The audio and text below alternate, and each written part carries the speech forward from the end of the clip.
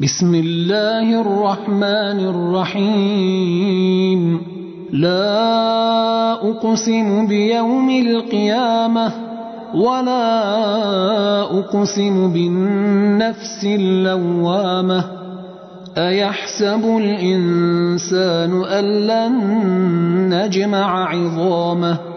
بلى قادرين على أن نسوي بنانه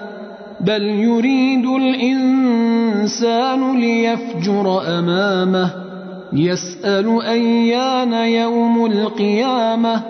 فإذا برق البصر وخسف القمر وجمع الشمس والقمر يقول الإنسان يومئذ أين المفر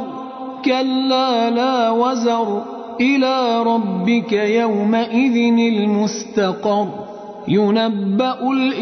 الإنسان يومئذ بما قدم وأخر بل الإنسان على نفسه بصيرة ولو ألقى معاذيره لا تحرك به لسانك لتعجل به إن علينا جمعه وقرآنه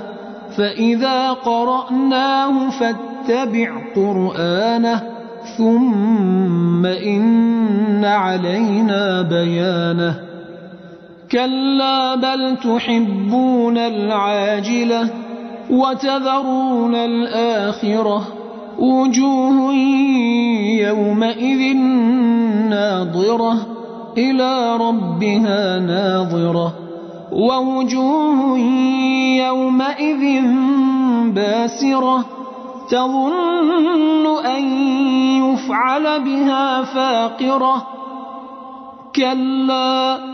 إذا بلغت التراقي وقيل من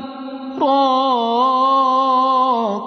وظن أنه الفراق والتفت الساق بالساق إلى ربك يومئذ المساق فلا صدق ولا صلى ولكن كذب وتولى ثم ذهب إلى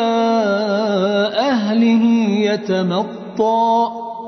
أولى لك فأولى ثم أولى لك فأولى أيحسب الإنسان أن يترك سدى ألم يك نطفة من مني يمنى ثم كان علقة فخلق فسوى